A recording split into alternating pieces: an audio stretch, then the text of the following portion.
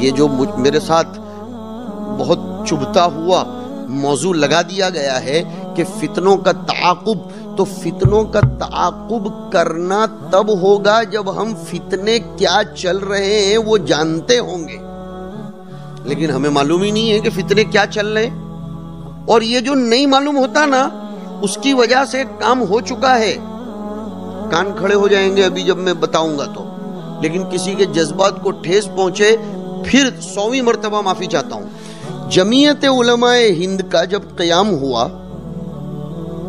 اس کے 5 سال کے بعد، یہ مختصر عرصہ نہیں ہے 5 سال، اس کے 5 سال کے بعد RSS نے اپنی تنظیم بنائی۔ جمعیت علماء کے قیام کے 5 سال کے بعد اب کیا کیا دیکھو، کیا کیا اس نے کبھی دھرنے دیے؟ آپ نے کبھی سنا کہ RSS نے دھرنا دیا ہو؟ سنو اور جواب دو۔ دیا؟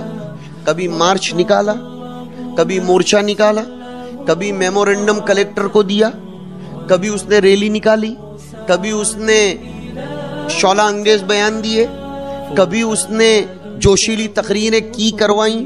ارے بولو بولو بولو، سب مل کر بولو تاکہ کسی کے پاس ہاں والا کسی کے پاس جواب ہو تو میں بھی بولوں۔ بجرنگ دل نے تو کروائی، ہاں میں RSS کا سوال کر رہا ہوں۔ کبھی اس نے اپنے حق کا مطالبہ کرنے کے لیے کوئی آوازیں اٹھائی؟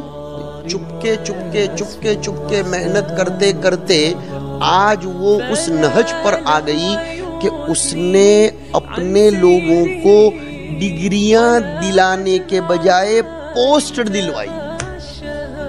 میں کھول رہا ہوں اس موضوع کو، کھول رہا ہوں۔ ہم لوگوں نے نہیں کیا، ہم لوگوں نے کیا کیا؟ تقریریں کی، ریلیاں نکالی، اور ہمارے بیانوں میں آج کل تو نعرے بھی خوب بڑھ رہے ہیں، سیاسی بیانوں میں بھی اور دینی بیانوں میں۔ بلکہ ایک جگہ تو ایک مقرر صاحب کے بارے میں سنا کہ وہ ایک صاحب کو ساتھ میں لے کر چلتے ہیں کہ مجھ کو جو ہدیہ ملے گا اس میں سے 30% تمہارا، لیکن تم کو تھوڑی دیر پر بولنے کا نعرہ تکبیر۔ اور وہ بریلوی نہیں، وہ بریلوی نہیں، اپنے ہیں۔ یہ میں صاف صاف بات کر رہا ہوں نا، نام لینا کوئی ضروری نہیں ہے، کام سنانا ضروری ہے تاکہ ہم بچیں، نعرے ہم بلا رہے ہیں۔ اب ان لوگوں نے کیا کیا؟ سنو، اب آج کل ہمارے مسلمانوں میں شاید اس نقطے کی طرف حاضرین میں سے کوئی ایک کا بھی ذہن گیا ہو، ہم لوگوں نے آخری 30 سال میں ایجوکیشن تسبیح پڑھنا چالو کی۔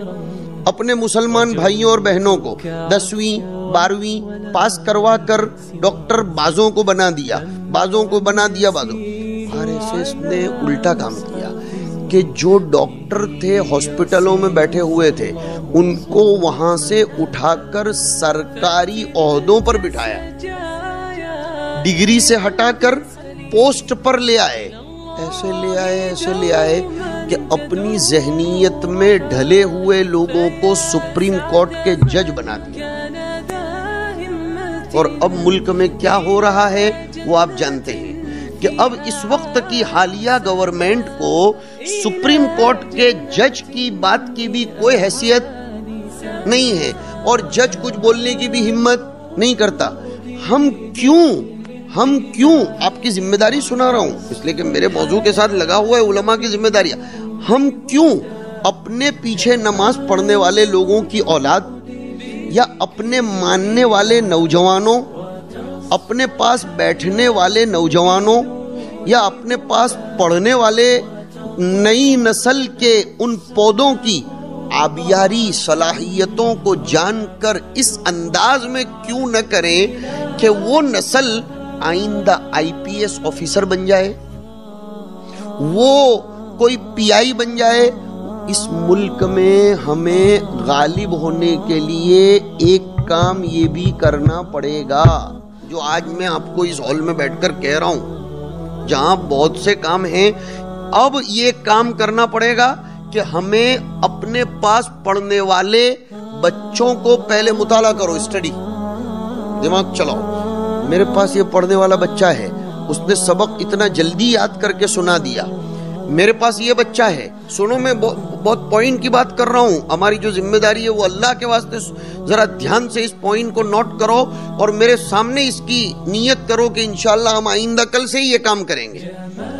آپ کے سامنے جو بچے بیٹھے ہیں، جب آپ ان کو بہشتی ثمر پڑھا رہے ہوں یا زیور پڑھا رہے ہوں یا ثمرۃ الفقہ پڑھا رہے ہوں یا بڑے مدرسے کے اساتذہ، میں پھر کہہ رہا ہوں کہ میں بہت اندر سے کہہ رہا ہوں، اللہ کرے کہ میری یہ بات قبول ہو جائے اور مولانا اور مدرسے اور ان کے ساتھ معاونین کے لیے صدقہ جاریہ بنے۔